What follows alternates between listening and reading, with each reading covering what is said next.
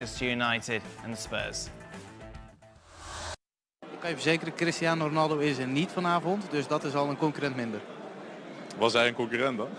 Precies, en zo wil ik het horen. Je gaat gewoon naar huis met die prijs. Nee. Kijk, ja, ik weet niet. Volgens mij had hij iets anders wat hij kon ophalen vanavond. Ja. Dat hij wel kon ophalen. Ja, dat zeggen ze. Wat ik zeg, ja, dat is allemaal van de buitenwereld. Daar heb ik geen invloed op. Maar die jongens doen het al zoveel jaar. Het gaat over 1 jaar natuurlijk. Het gaat alleen over het afgelopen jaar. Ja, maar ja, het is wel... Dan komen we bij Virgil van Dijk uit. Daarom ben ik ook hier dat mensen dat ook waarderen. Maar ja, uiteindelijk, ik bepaal helemaal niks. Maar ik heb respect voor vooral voor die twee, dat ze het al zoveel jaar achter elkaar doen. The start of that interview upset Ronaldo fans a lot. In fact, it upset Ronaldo's family a lot. Oh. This is what his sister said on Instagram. Cristiano Ronaldo was a tri-champion in the country where you've been playing for years and you still haven't got your hand in the can. The Cristiano guy even beat you in the Champions League final, crushed your orange in a final, and dear Virgil, in one of the least successful times of his career, Cristiano Ronaldo has won even more titles than you. When you have a handful of titles, the really important ones, you might be able to sit at the table with Cristiano.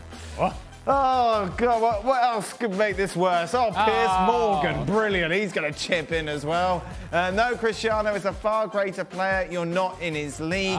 Van Dijk actually responded to Piers Morgan saying, "Hi, Piers, if you don't jump on the social media bandwagon and would listen to the whole interview, then you would know I made a joke and only got respect for those two." Hey.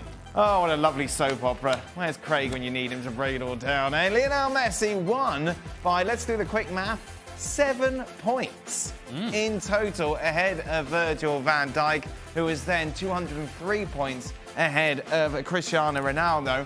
Now, this was a bit of a surprise about what Lionel Messi had to say. I enjoyed having 5 and being the only one. When Cristiano moved level, I admit that it hurt me a bit. I was no longer alone at the top. It's the first time really we've heard Messi given any sort of fuss over winning the Ballon d'Or and how many he's won.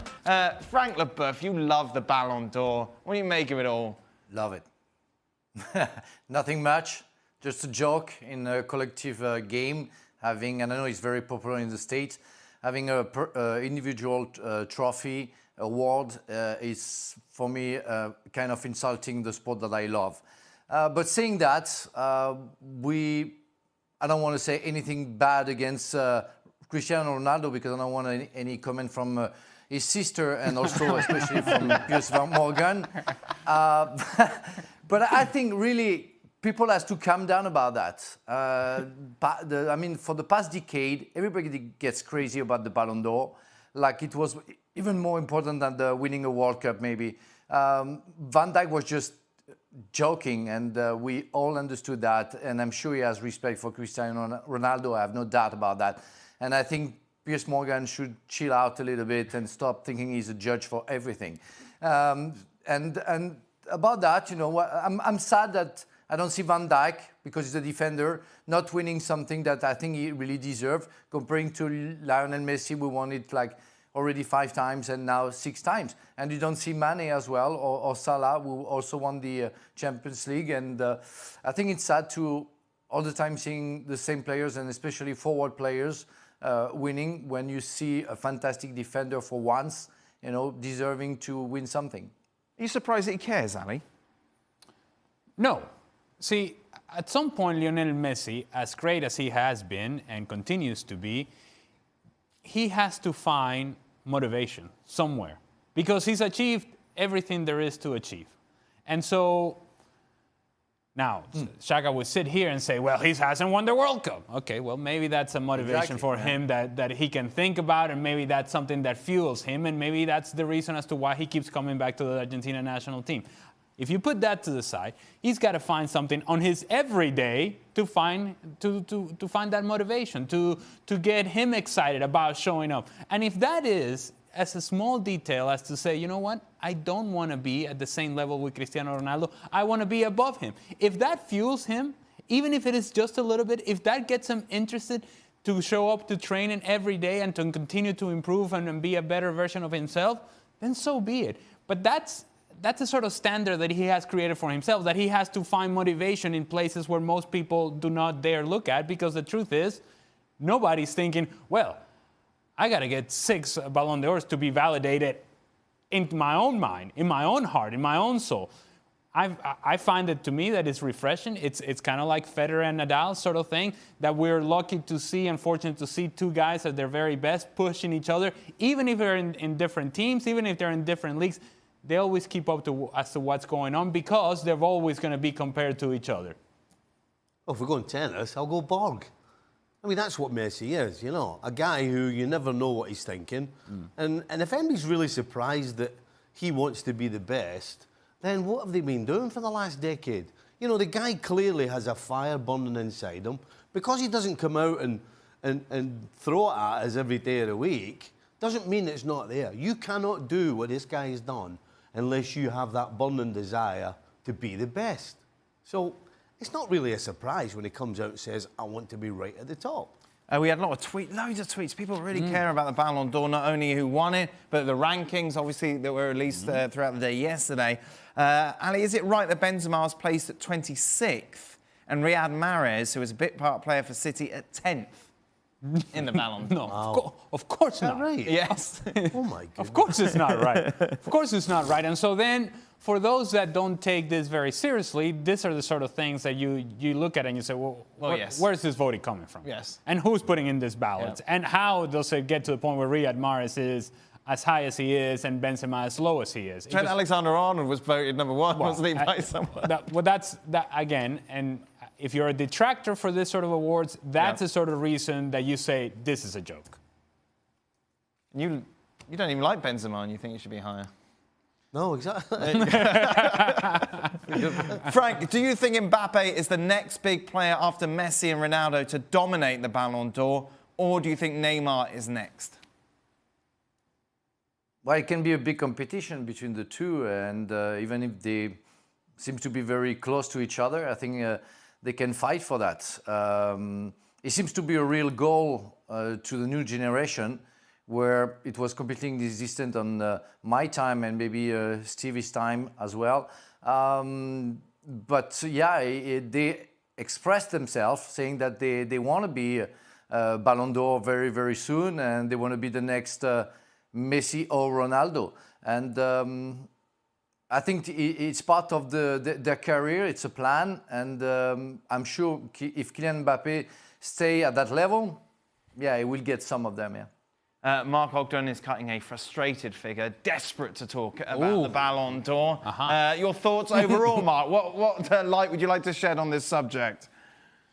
Well, I'm just a bit confused as to what the Ballon d'Or actually means these days. Is it the outstanding performer of the year, or is it the best player on the planet? Now, if it's the best player on the planet, then it's going to be Messi or Ronaldo every year. If it's rewarding players for being outstanding and being the best player, the most important player of the year, then I think Van Dijk has a case, because, you know, Messi had a good year. I won't say had a great year. You know, I think if we saw him in the second leg of the Champions League at Anfield, he wouldn't say he was going to win the Ballon d'Or this year. You know, him and Ronaldo had a similar kind of tale of disappointment in the Champions League. They both won the domestic titles. And we can kind of laugh at Trent Alexander-Arnold being voted by one of the voters, but, you know, he had a great year. I'm not saying he's the best player on the planet, but I just don't know what the criteria is anymore. And I think, you know, nowadays it's voted by journalists across the world. There's one journalist in every country who votes. Now, every journalist's vote is now published the day after, so I guess a lot of these journalists are worried about the Messi, Ronaldo, the hysteria that's caused by the vote, and if they pick the wrong person, they're going to get a lot of social media abuse. So I do wonder whether some of them are playing to the gallery a little bit and picking Messi or Ronaldo because it gives them a quiet life. Now, I didn't have a vote. If I had a vote now, I'd have voted for Van Dijk. I know I've said in the past I'd give it to Ronaldo, but I think Van Dijk's had a fantastic year, and Messi and Ronaldo for me have had just the usual good years, great years. But isn't that the problem, though, Mark? When you look at it, you're holding Messi to his standard, not the standard of a normal footballer. You say that he only had a good year. A good year is still a year in which he dragged Barcelona to the title, that he was the reason that Barca were 3-0 up going into that game at Anfield. And it wasn't his fault, was it, that they got knocked out? It was the 10 other players on the pitch. So it's harsh to judge him by that. And you could also say, well, Van Dijk was also on the side that lost to Manchester City, and therefore they lost the much heralded Premier League title. There's two sides to this. Yeah, and Ronaldo won the Serie A and he won the Nations League. I mean, you can go on all day long about what players won and what they didn't do. It'd be interesting for the organisers to say, right, the criteria is this: it's the best player on the planet, or it's the most outstanding performer of the year. And I think if it's the outstanding performer of the year, then it's not Lionel Messi. I think he's, there are players that have probably risen to greater heights than him this year because, they came from a lower level. But Come on, players, plural. Seriously. Who has risen to the heights of Messi? He only had 50 goals. Van Dijk made a huge difference. Without Van Dijk, Liverpool would not have won the Champions League. Without Messi, Barca wouldn't have won La Liga. Yeah, but La Liga isn't the same quality or the same level as the Champions League. And when was the last time Barca won the Champions League with Lionel Messi? 2015? I just think that it's easy to give it Ronaldo and Messi every year. They are the greatest players currently playing, but are they the most outstanding performers of the year? I'm not sure they are. I got to be honest with you, Mark.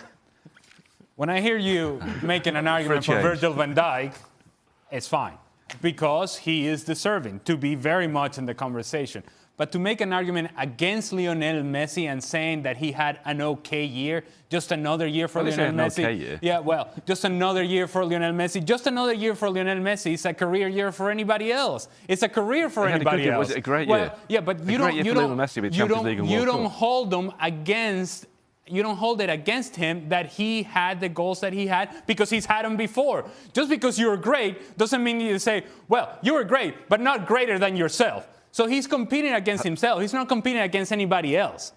And you're holding that against him. And that in itself is idiotic. Mark, I'm with you. Has he been the outstanding performer of the year? Has he been the outstanding performer in football this year, Lionel Messi? Yes. Yes, and if I had to choose a player right now, I'm starting a game, I'm picking Lionel Messi every single time, regardless.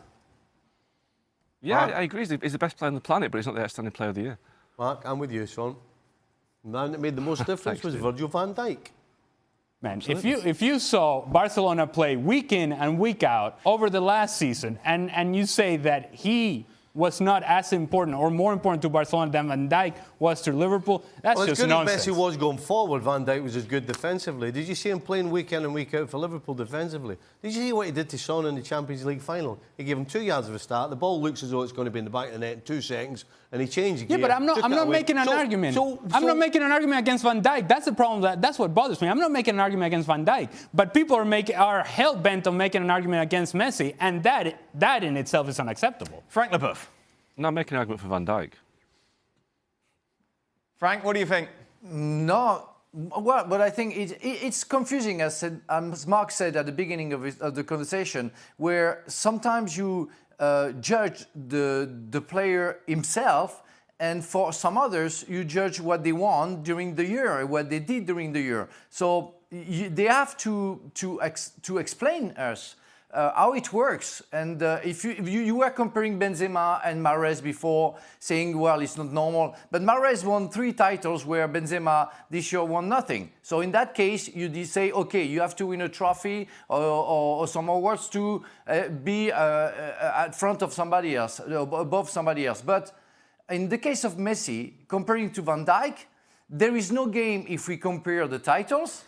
And of course, if we compare the talent, I go with Alejandro. Of course, Messi is somebody that people are going to pay tickets to see. But Van Dijk had a fantastic season with a fantastic trophy. So it's a democratic decision. Messi won, but in the studio, Alejandro lost. There we go then, extra time. What? Well, thanks for that. Because you had to go at his varsity jacket. Oh, my goodness. Everyone's back for extra time. That'll be fun. Less than a month now till the transfer window opens. Interesting stuff from Janáš Fjortov, very well connected, tweeting out from a very good source in Germany. Klopp and Liverpool favourites again.